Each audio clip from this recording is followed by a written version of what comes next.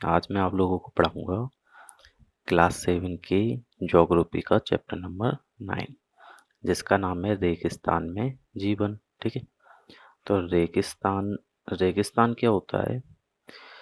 यह एक शुष्क प्रदेश है। मतलब क्या है? एक ऐसा प्रदेश है जहाँ पर क्या है, पानी की क्या होती है, कमी होती है। वायु में भी पानी की कमी रहती है। ठीक है, जिसकी विशेषताएं अत्यधिक उच्च अथवा निम्न तापमान एवं विरल वनस्पति है। अब यहाँ पर क्या हो सकता है, तापमान कैसा हो सकता है, बहुत ज़्यादा या फिर बहुत कम। ठीक है, और साथ ही साथ में यहाँ पर वनस्पति कैसी रहेंगी, बहुत ही विरल, ना के बराबर मिलती है। तो उसे क्या बोलते हैं, आपका वनस्पति बोलते हैं। ठीक है, अब वनस्पति के बारे में देखोगे तो विश्व के उन स्थानों के बारे में पढ़ेंगे यहाँ पर जहाँ लोग अत्यधिक कष्टकारी तापमान में भी जीना सीख चुके हैं। अब कष्टकारी तापमान कैसे हो सकता है, बहुत ज़्यादा तापमान हो तब भी कष्टकारी होगा, और बहुत कम तापमान हो तब भी क्या होगा, कष्टकारी। ठीक है, बहुत ज़्यादा मतलब कि बहुत ज़्यादा गर्मी, बहुत कम मतलब कि बहुत ज़्यादा सर्दी। ठीक है, इनमें से कुछ स्थान आग की तरह गर्म होते हैं तो कुछ बर्फ की तरह ठंडे। ये विश्व के रेगिस्तानी क्षेत्र हैं। ठीक, इन क्षेत्रों में कम वर्षा होती है, विरल वनस्पति होती है, और तापमान कैसा होता है, चरम। ठीक, तापमान के आधार पर रेगिस्तान गर्म या ठंडे हो सकते हैं। तो रेगिस्तान केवल गर्म ही नहीं होते हैं, रेगिस्तान गर्म भी हो सकते हैं और ठंडे भी हो सकते हैं। इन स्थानों में जहाँ कहीं भी थोड़ा बहुत जल उपलब्ध है, लोग वहाँ कृषि करने के लिए बस जाते हैं। तो रेगिस्तान में जहाँ पर भी लोगों को थोड़ा बहुत जल मिलता है, वहाँ पर लोग क्या है, रहने लगते हैं और खेती करने लगते हैं। सबसे पहले देखेंगे गर्म रेगिस्तान, सहारा। ठीक, विश्व एवं अफ्रीका महाद्वीप के मानचित्र को देखिए। तो जैसे आप है ना, अफ्रीका महाद्वीप के मानचित्र को देखोगे तो ये जो भाग दिख रहा है, ये वाला भाग और ये थोड़ा थोड़ा ये, तो ये सब क्या है, सहारा रेगिस्तान के अंतर्गत आता है। ठीक, उत्तरी अफ्रीका के बड़े भूभाग पर फैले सहारा के रेगिस्तान का पता लगाइए। यह विश्व का सबसे बड़ा रेगिस्तान है। विश्व का कैसा है, सबसे बड़ा रेगिस्तान। यह लगभग 8.54 लाख वर्ग किलोमीटर के क्षेत्र में फैला हुआ है। 8.54 लाख वर्ग किलोमीटर के क्षेत्रफल में। ठीक है, और जो आपकी देखा जाए तो भारत का कितना क्षेत्रफल है, 3.2 लाख, 3.2 लाख वर्ग किलोमीटर। मतलब ये भारत देश से भी ज़्यादा बड़े क्षेत्र में फैला हुआ है। और जो सारा रेगिस्तान है वो किन किन देशों में है, अल्जीरिया, चाड, मिस्र, लीबिया, माली, मूरितानिया, मोरक्को, नाइजर, सूडान, ट्यूनीशिया एवं पश्चिमी सहारा। इन देशों में जो है सारा रेगिस्तान फैला हुआ है। रेगिस्तान के बारे में सोचते समय क्या सोचते हैं कि मतलब कि जो रेगिस्तान होगा वहाँ पर क्या होगा, केवल क्या होगी, रेत ही रेत होगी। लेकिन जो सारा रेगिस्तान है वहाँ पर रेत के अलावा क्या क्या मिलती है, बालू की विशाल परतों से ढका हुआ, ठीक है, मरुस्थल है। और यहाँ पर क्या है, बजरी के मैदान भी है। क्या मिलते हैं, बजरी के मैदान, नग्न चट्टानी सतह मिलती हैं पठार की तरह। जैसे ये चित्र है तो ये इस तरीके से सतह मिलेंगी किसकी, चट्टानों की, पूरे मतलब रेगिस्तान में बहुत ज़्यादा स्थानों पर। अब ये चट्टानी सतह कुछ स्थानों पर 2500 मीटर से भी अधिक ऊंची होती है। तो ये चट्टानी जो सतह है ना, तो जो नॉर्मल उसकी जो सतह है उससे क्या 2500 मीटर की ऊंचाई तक भी मिलती है ये चट्टानी सतह। ठीक है, तो ये जो है आपका, ये दिख रहा है, ये क्या है आपका, सारा रेगिस्तान। तो इसमें आपको देशों के नाम दिख ही रहे होंगे, मोरितानिया, पश्चिमी सहारा, मोरक्को, ट्यूनीशिया, अल्जीरिया, लीबिया, मिस्र, सूडान, चाड, नाइजर, माली। ठीक है, तो ये सारे के सारे क्या है आपके देश, आपको आसानी से याद हो जाएंगे कि सारा रेगिस्तान के अंतर्गत कौन कौन से देश आते हैं। अब जो ये सारा रेगिस्तान है, आज के टाइम पे क्या है यहाँ पर रेगिस्तान, लेकिन कई टाइम पहले क्या था, ये जो है एक हरा भरा क्षेत्र था। अब इसके बारे में कैसे मालूम पड़ता है, तो सहारा में जो गुफाएं मिलती हैं, सहारा की गुफाओं से प्राप्त चित्रों से ज्ञात होता है कि यहाँ नदियाँ और मगर पाए जाते थे। मतलब यहाँ पर क्या थी, बहुत सारी नदियाँ थी और मगर भी मिलते थे। तो यहाँ पर दूसरे तरीके के जो गुफाओं में क्या नदी और मगर के बारे में पता पड़ता है, और दूसरी तरह के जानवर हाथी, शेर, जिराफ, शुतुरमुर्ग, भेड़, पशु तथा बकरियां, इस तरीके के जानवर यहाँ पर क्या है मिलते थे। लेकिन क्या हुआ, कुछ आपका जलवायु परिवर्तन की वजह से यहाँ पर क्या हो गया, ये रेगिस्तान भाग बन गया, जो कि पहले क्या था, ये एक बहुत ज़्यादा हरा भरा भाग था। ठीक है, नेक्स्ट दिया हुआ है आपका जलवायु। जलवायु किस तरीके की है? सारा रेगिस्तान की जलवायु अत्यधिक गर्म एवं शुष्क है। गर्म मतलब कि बहुत ज़्यादा गर्मी लगती है, शुष्क मतलब कि वहाँ की हवा में जो है जलवाष्प ना के बराबर है, जलवाष्प है ही नहीं है। ठीक है, यहाँ की वर्षा ऋतु अल्पकाल के लिए होती है।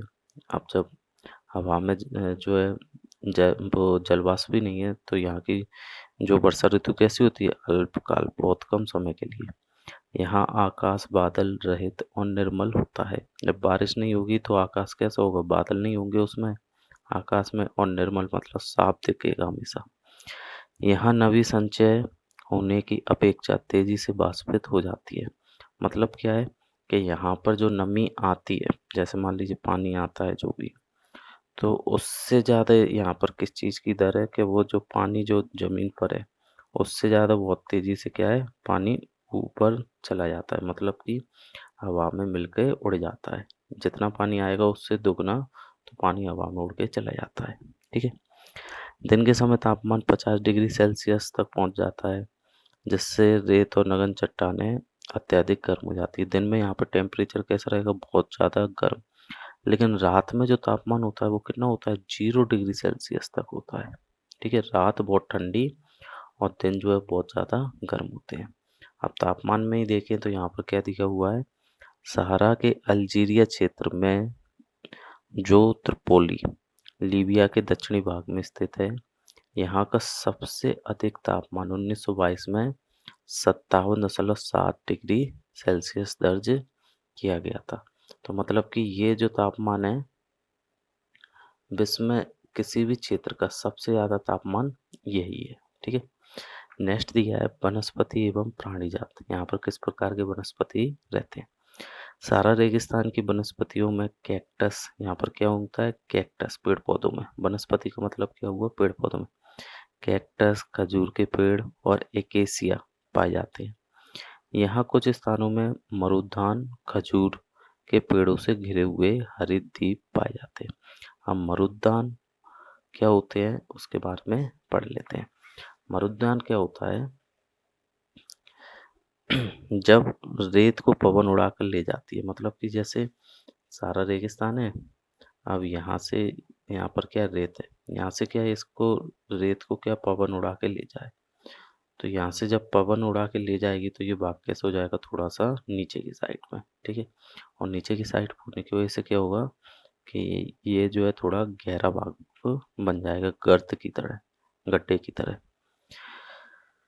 तो वहाँ वो गर्त बन जाता है, जहाँ गर्त में भूमिगत जल सतह पर आ जाता है। अब गर्त पे क्या होगा कि जो जमीन का पानी है वो क्या हो जाता है, यहाँ पर आ जाता है। ठीक है, यहाँ मरुद्यान बनते हैं। अब जब पानी आ जाएगा तो वो क्या कहलाते हैं, मरुद्यान कहलाते हैं। ये क्षेत्र उपजाऊ होते हैं। उपजाऊ क्यों होंगे, क्योंकि वहाँ से रेगिस्तान तो हटी गई, सॉरी रेत हटी चुकी है, और साथ ही साथ में वहाँ पे पानी अच्छा आ चुका है। अब जब इस तरीके की घटनाएं होंगी तो वहाँ पर क्या होगा, ये इस तरीके से रहता है, मतलब कि रेगिस्तान में हरियाली। अब वहाँ पर क्यों हो रही है, क्योंकि वहाँ पर जो है पानी भी है, और रेत ना होने की वजह से वहाँ पर खेती भी कर सकते हैं। यहाँ पर जो जानवर मिलते हैं वो ऊँट, लकड़बग्गा, सियार, लोमड़ी, बिच्छू, सांप की विभिन्न जातियाँ यहाँ पर मिलती हैं। अब यहाँ के जो लोग हैं वो किस प्रकार से रहते हैं? सारा रेगिस्तान की कष्टकारी जलवायु में भी विभिन्न समुदायों के लोग निवास करते हैं। भले ही यहाँ पर जो है जलवायु कैसी हो, कष्टकारी, जैसे आप और मैं वहाँ पर जाकर रह ही नहीं सकते हैं, लेकिन फिर भी वहाँ पर क्या है, अलग अलग समुदाय के लोग रहते हैं। इनमें से जो प्रमुख समुदाय हैं वो कौन से हैं, बेदुइन और तुआरेग। ठीक है, चलवासी जनजाति वाले ये लोग, चलवासी जनजाति का मतलब क्या हुआ कि ये कभी एक जगह पर रुकते हैं, फिर क्या होता है कि ये वहाँ से आगे दूसरी जगह चले जाते हैं, फिर उस जगह पर रुकेंगे, फिर वहाँ से तीसरी जगह पर चले जाएँगे, तो जलवासी है, एक जगह रुकते नहीं हैं, ठीक है? ज़्यादा समय तक नहीं रुके रहते। ये लोग बकरी, भेड़, ऊँट और घोड़े जैसे पशुधन पालते हैं। इन पशुओं में इन लोगों को दूध मिलता है। इन पशुओं से क्या मिल जाता है? दूध मिल जाता है। इनकी खाल से वे पेटी, जूते, पानी की बोतल बनाने के लिए चमड़ा प्राप्त करते हैं तथा पशुओं के बाल का उपयोग क्या करने में बनाते हैं? चटाई, कालीन, कपड़े और कंबल। ठीक है? धूल भरी आंधियाँ एवं गर्म वायु से बचने के लिए ये लोग क्या करते हैं? भारी वस्त्र पहनते हैं। भारी मतलब कि वजनदार। जो कपड़ा होगा वो कैसा होगा? मोटा होगा। ठीक है? भले ही गर्मियों का टाइम है लेकिन फिर भी किस तरीके के कपड़े पहनेंगे? मोटे। सारा में मरुद्यान एवं मिस्र में नील घाटी लोगों के निवास में मदद करती है। तो सारा में मरुद्यान बताइए। मरुद्यान मतलब कि ऐसा क्षेत्र जहाँ से रेत हट जाती है और जो सतह का जल होता है वो क्या है? सॉरी, जो अंदर जल होता है उस जगह में वो क्या है? सतह पर आ जाता है। इसी तरीके से एक मिस्र की नील नदी घाटी है। यहाँ पर लोग क्या, ज़्यादा लोग निवास करते हैं। यहाँ जल की उपलब्धता होने से लोग खजूर के पेड़ उगाते हैं। अब यहाँ पर जल उपलब्ध है तो लोग क्या करते हैं? खजूर की खेती करते हैं। यहाँ चावल, गेहूँ, जौ और सेम जैसी फसलें भी उगाई जाती हैं। मिस्र में पाई जाने वाली कपास पूरे विश्व में प्रसिद्ध है। मिस्र में जो कपास मिलती है वो क्या है? पूरे विश्व में प्रसिद्ध है। ठीक है? जो उगाई जाती है। अब यहाँ पर क्या है? तेल की खोज हुई है। उसकी वजह से क्या हुआ है कि यहाँ पर तेल जो है विश्व में सबसे ज़्यादा माँग किसकी है? तेल की है। तो यहाँ के लोगों में भी क्या हुआ है? जब यहाँ के क्षेत्रों में तेल मिल रहा है तो लोगों के जीवन में क्या आ रहा है? धीरे-धीरे परिवर्तन। कैसे परिवर्तन आ रहा है? कि जैसे यहाँ के जो कुछ देश है अल्जीरिया, लीबिया और मिस्र, यहाँ पर क्या तेल मिलता है, तो यहाँ पर परिवर्तन आ रहा है। ठीक है? लोग क्या कर रहे हैं कि इन यहाँ पर जहाँ भी तेल मिलेगा तो वहाँ पर क्या कर रहे हैं कि जो बड़ी-बड़ी फैक्ट्रियाँ वगैरह लग रही हैं उसमें काम कर रहे हैं और उससे उनके आमदनी बढ़ रही है। आमदनी बढ़ने से क्या हो रहा है? उनके जीवन में परिवर्तन आ रहा है। ठीक है? इस क्षेत्र में प्राप्त अन्य महत्वपूर्ण खनिज क्या-क्या मिल रहे हैं? इधर लोहा, फास्फोरस, मैग्नीज और यूरेनियम मिलता है। सारा की सांस्कृतिक जीवन शैली में भी परिवर्तन आ रहा है। आज यहाँ मस्जिदों से ऊंचे कांच की खिड़कियों वाले भवन और ऊँटों के प्राचीन मार्ग के स्थान पर सुपर महामार्ग बन गए। अब सारा में क्या है कि पहले क्या होता था? ज़्यादा घर नहीं बने होते थे लेकिन आज क्या है? बहुत ऊँचे-ऊँचे घर भी वहाँ पर बन रहे हैं और साथ ही साथ में जहाँ केवल ऊँटों के द्वारा एक जगह से दूसरी जगह जाया जाता था, वहीं पर क्या बनाते गए हैं? रोड। और रोड बनने से क्या हो रहा है कि लोग जो है अपने जो वाहनों के द्वारा एक जगह से दूसरी जगह जा पा रहे हैं।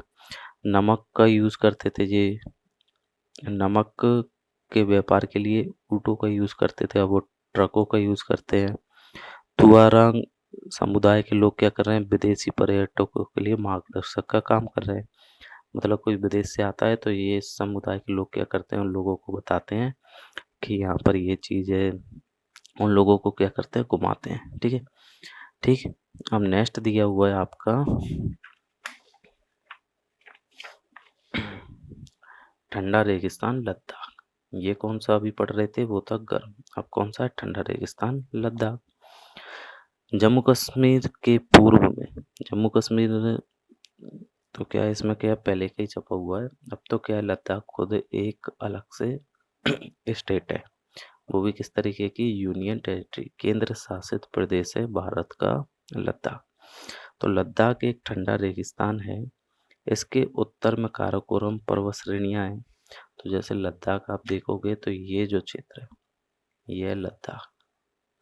अब इसके उत्तर में कौन सी श्रेणियां? यहाँ पर काराकोरम। और इसके जो है दक्षिण में देखोगे तो यहाँ पर कौन सी श्रेणियां है? जास्कर श्रेणियां। ठीक है? पर्वत श्रेणी। ठीक। और इन दोनों के बीच में ये वाला भाग क्या है? का लद्दाख रेगिस्तानी भाग है। ठीक है? लद्दाख श्रेणी भी यहीं पर मिलती है। अब इसमें क्या दिया हुआ है? और एवं इसके उत्तर में काराकोरम पर्वत श्रेणियां एवं दक्षिण में कौन सी है? जास्कर पर्वत स्थित है। लद्दाख से होकर अनेक नदियाँ बहती हैं, यहाँ से अनेक नदियाँ बहती हैं, जैसे कि एक है सिंधु नदी प्रमुख है यहाँ पर। ये नदियाँ गहरी घाटियाँ एवं महाकंड गार्स का निर्माण करती है। अब ये नदियाँ क्या करती हैं, जैसे किसी भी क्षेत्र से आती है, जैसे पहाड़ों से आ रही हैं या फिर झील से, तो आगे बढ़ते हुए क्या करती हैं कि किसी क्षेत्र में आती हैं, तो वहाँ पर क्या गहरी घाटियाँ बनाती हैं। दूसरे क्षेत्र में जैसे ही आते हैं, क्या होता है कि तेज प्रवाह होता है, तो वो जमीन को काट देती हैं और वहाँ पर क्या बना देती हैं, गड्ढा। इस तरीके से ये गड्ढा बन गया। नदी कहीं दूसरी जगह से बहती हुई आ रही थी, जमीन नॉर्मल ऐसे थी और फिर बाद में कैसे हो गई, ऐसे गर्त बन गया। ठीक है। अब यहाँ पर क्या है, हिमानियाँ पाई जाती हैं अलग अलग प्रकार की, जैसे ग्रेंगी हिमानी, ठीक, सियाचिन हिमानी वगैरह है। अब इसमें जो दिया है, एक चीज और दिया है, लद्दाख शब्द दो शब्दों से बना है। एक तो ला का मीन्स क्या होता है, पर्वतीय दर्रा। पर्वतीय दर्रा क्या होता है कि जैसे कि दो पर्वत है, एक ये और एक ये। अब क्या है कि इन दोनों के बीच में से अगर थोड़ा सा रास्ता हो, तो क्या कर सकते हैं कि इन दोनों पर्वतों के उस तरफ से इस तरफ आने में क्या हो जाएगी, सहूलियत। इसी को बोलते हैं दर्रा। वरना वैसे मान लीजिए क्या है, दो पर्वत है, उन दोनों के बीच में कोई रास्ता नहीं है, तो क्या करना पड़ेगा, पर्वत को पार करना पड़ेगा।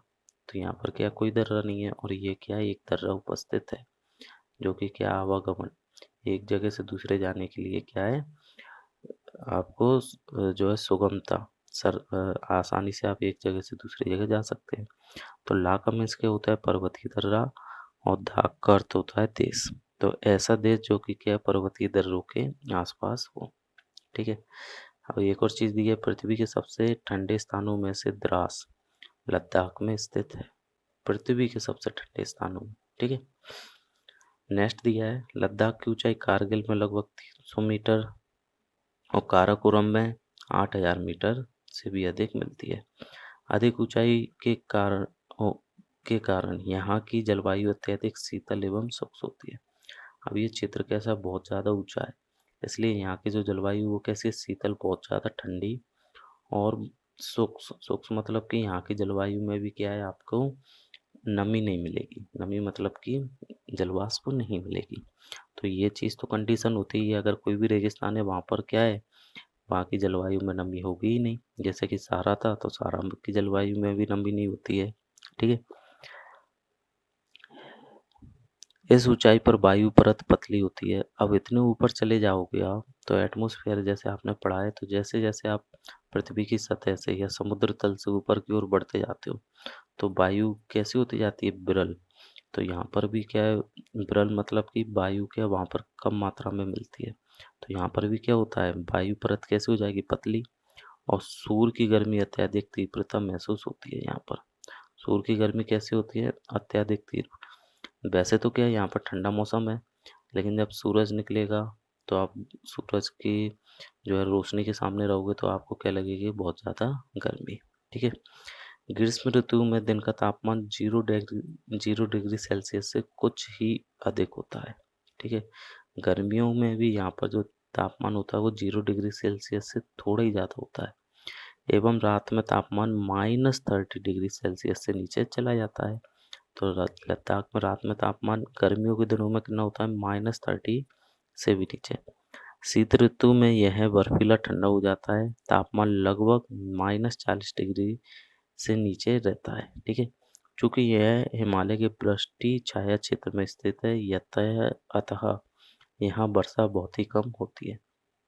वृष्टि छाया क्षेत्र क्या होता है कि जैसे मान लीजिए कि आपका ये क्या, एक पर्वत है, ठीक। अब इस तरीके से क्या है, बहुत सारे पर्वत हैं। अब यहाँ से क्या है, आपके बादल आ रहे हैं। बादल आने के बाद में क्या करते हैं, इन पर्वतों से टकरा के पानी यहीं बरसा देते हैं। लेकिन जो पर्वतों के जो पीछे वाला भाग है, यहाँ पर तो बादल पहुँच ही नहीं पाए, और बादल नहीं पहुँच पाए, तो यहाँ पर क्या होती है, बारिश नहीं होती है। तो इसी को क्या बोलते हैं, जो पर्वत के एक क्षेत्र में, इसके इस साइड में तो पानी बरस रहा है, लेकिन पर्वत के पीछे वाले क्षेत्र में पानी नहीं बरस रहा है, और इसी क्षेत्र को क्या बोलते हैं, आपका वृष्टि छाया क्षेत्र। जहाँ पर क्या है, बारिश ना के बराबर होती है। ठीक है। ऐसे ही जो छायाचित्र है, वृष्टि छायाचित्र भारत के पश्चिमी घाट में मिलता है। ठीक है, तो ये थोड़ा इम्पोर्टेंट है। इसी वजह से जो है लद्दाख में पानी नहीं बरस पाता है। ठीक, अब यहाँ पर जो पानी बरसता है तो वो लगभग कितना, मुश्किल से 10 सेंटीमीटर प्रतिवर्ष यहाँ पर बारिश होती है। यह क्षेत्र बर्फीली हवाओं एवं तेज जलाने वाले सूर्य का अनुभव करता है। यहाँ पर क्या बहुत ज़्यादा सर्दी भी और साथ ही साथ में अगर आप सूर्य की रोशनी के सामने हो तो आपको गर्मी भी लगेगी। ठीक है, अब यहाँ पर क्या है कि जैसे मान लीजिए आप बैठे हुए हो किसी एक स्थान पर।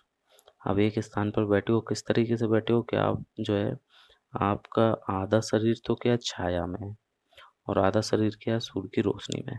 तो यहाँ पर मान लीजिए ये वाला क्षेत्र क्या है, आपका छाया, छाया में हो आप। ठीक है, किसी छाया में बैठे हो और थोड़ा सा भाग कहाँ है, धूप में है। तो इसमें क्या होगा कि आपको एक ही समय में जो है ऊष्माघात, ऊष्माघात मतलब कि यहाँ बहुत ज़्यादा गर्मी लगेगी और यहाँ पर क्या बहुत ज़्यादा सर्दी लगेगी। तो तुषार उपघात, ऊष्माघात यहाँ पर होगा आपको, ऊष्माघात, और यहाँ पर क्या हो जाएगा आपको, तुषार उपघात। तुषार उपघात मतलब कि बहुत ज़्यादा सर्दी उसी टाइम पर, आधे शरीर में तो आपको बहुत ज़्यादा गर्मी और आधे शरीर में बहुत ज़्यादा सर्दी लगेगी। तो इससे क्या है कि आप जो ऊष्माघात से ग्रसित हो जाओगे इस भाग में और तुषारघात से इस भाग में ग्रसित हो जाओगे। ठीक है, एक और चीज़ दी है यहाँ पर, लद्दाख को खा पा चान भी कहते हैं, जिसका अर्थ होता है हिमभूमि। ठीक है, लद्दाख का दूसरा नाम है ये। ठीक, अब यहाँ पर जो वनस्पति जात एवं प्राणी जात, वनस्पति किस प्रकार की मिलती हैं और यहाँ पर प्राणी किस प्रकार के रहते हैं। यहाँ उच्च शुष्कता के कारण वनस्पति विरल है। उच्च शुष्कता मतलब कि वायु में क्या है, नमी नहीं है। इस वजह से यहाँ पर क्या है, वनस्पति बहुत ही कम मिलती है, विरल है। यहाँ जानवरों के चरने के लिए कहीं कहीं पर घास और छोटी झाड़ियाँ होती हैं, बस थोड़ी बहुत झाड़ियाँ होंगी।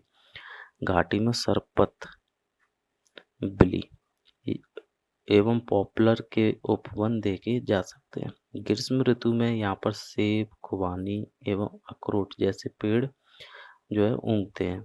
लद्दाख में पक्षियों की विभिन्न प्रजातियां पाई जाती हैं। लद्दाख में अलग अलग तरीके के पक्षी मिलते हैं, जैसे कि रॉबिन, रेड स्टार्ट, तिब्बती स्नोकॉक, रेवॉन एवं हुक यहाँ पर मिलते हैं। ठीक है, अब इनमें से जो कुछ पक्षी होते हैं वो कैसे होते हैं, प्रवासी। प्रवासी मतलब कि वो किसी अन्य देश में रहते हैं, लेकिन क्या कुछ टाइम के लिए लद्दाख में आकर अपना जीवन बिताते हैं, कुछ समय के लिए, फिर वो वापस चले जाएंगे। ठीक है, लद्दाख के पशुओं में कौन कौन मिलते हैं, जंगली बकरी है, जंगली भेड़, याक और कुत्ते मिलते हैं। ठीक है, इन पशुओं को दूध, मांस एवं खाल प्राप्त करने के लिए पाला भी जाता है। ठीक है, किस लिए, कि इनसे दूध मिल जाए, मांस मिल जाए और खाल। याक के दूध का उपयोग यहाँ के लोग क्या पनीर बनाने में, मक्खन बनाने के लिए करते हैं। भेड़ एवं बकरियों के बालों का उपयोग ये किस लिए करते हैं, ऊनी वस्त्र बनाने के लिए। ठीक है, अब यहाँ पर क्या दिया हुआ है आपका, चिरू या तिब्बती एंटीलोप एक विलुप्त प्राय जीव है। ठीक है, चिरू या तिब्बती एंटीलोप ये क्या एक जीव था जो कि अब क्या है, विलुप्त हो चुका है। इसका शिकार शहतूश नामक इसके ऊन के लिए किया जाता था। इससे एक ऊन मिलती थी जो कि बहुत ही ज़्यादा कैसी होती थी, हल्की और बहुत ज़्यादा गर्म। उसे प्राप्त करने के लिए इसका शिकार करते थे, इसी वजह से ये क्या हुआ, आज के टाइम पे विलुप्त हो चुका है। ठीक है, नेक्स्ट दिया आपका, जो क्रिकेट का सबसे अच्छा बल्ला बैट होता है ना, वो किससे मिलता है, सरपत या बिलो के पेड़ से मिलता है। जो कि पेड़ आपको ज़्यादा कहाँ पर मिलते हैं, लद्दाख में। अब यहाँ के लोग हैं वो किस प्रकार से रहते हैं।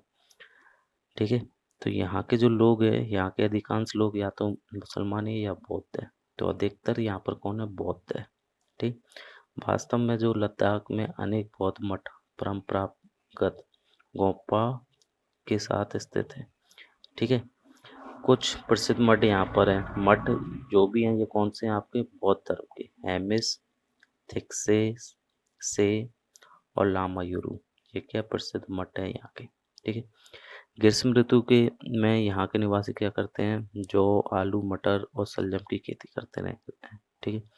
लेकिन शीत ऋतु जो ठंडे आती हैं तो उस टाइम पे क्या होता है कि यहाँ की जो जलवायु क्या ऐसी हो जाती है, बहुत ही ज़्यादा कष्टकारी। इस वजह से ये लोग क्या करते हैं, खेती वगैरह तो काम हो नहीं सकता, लेकिन इसी टाइम पर ये धार्मिक आयोजन, अनुष्ठान वगैरह और बहुत से फेस्टिवलों का क्या करते हैं, फेस्टिवल मनाते हैं, ठीक है। जिससे ये अपने आप को क्या रखते हैं, जो सर्दियों का मौसम में अपने आप को ये क्या करेंगे, उस टाइम पे बिजी रखते हैं। महिलाएं यहाँ की कैसी होती हैं, बहुत ज़्यादा जो है परिश्रमी होती हैं, जो कि खेती बाड़ी भी करती हैं, साथ ही साथ में दुकानें वगैरह भी संभालती हैं, ठीक। और यहाँ की जो राजधानी है लद्दाख की लेह, वो क्या सड़क और वायु मार्ग से क्या है, अन्य क्षेत्रों से जुड़ी हुई है। यहाँ का एक राष्ट्रीय राजमार्ग है 1A, जो कि लेह को जोजिला दर्रा होते हुए कश्मीर घाटी से जोड़ता है, ठीक है। नेक्स्ट दिया हुआ है, अब इसमें एक चित्र और दिया हुआ है थिकसे मठ का, जो कि लद्दाख में ही इस उपस्थित है, जो कि बौद्ध धर्म से रिलेटिव लोगों का ही मठ है।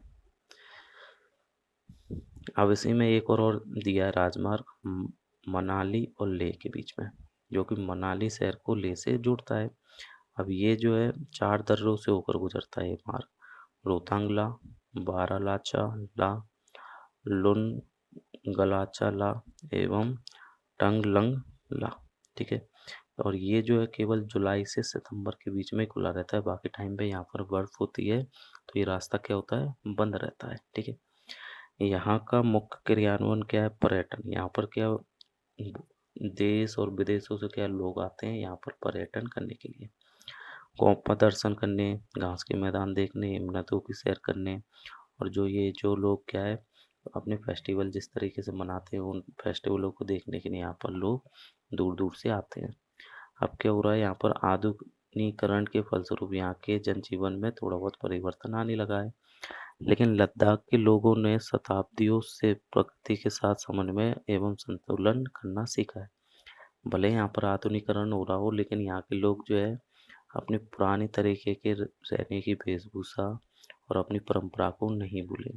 पहले की तरह ये लोग अभी भी रहते हैं, और साथ ही साथ में यहाँ पर जो है इतनी विषम परिस्थितियाँ होने के कारण यहाँ के लोग क्या सीख गए हैं कि जो संसाधन है उसका उपयोग जब ज़रूरत है तभी करते हैं, ठीक है। जो उनके पास जो चीज़ है उसका उपयोग कब करेंगे, जब ज़रूरत हो। ज़रूरत नहीं है तो वो उस चीज़ को फालतू में उपयोग में नहीं लेते हैं।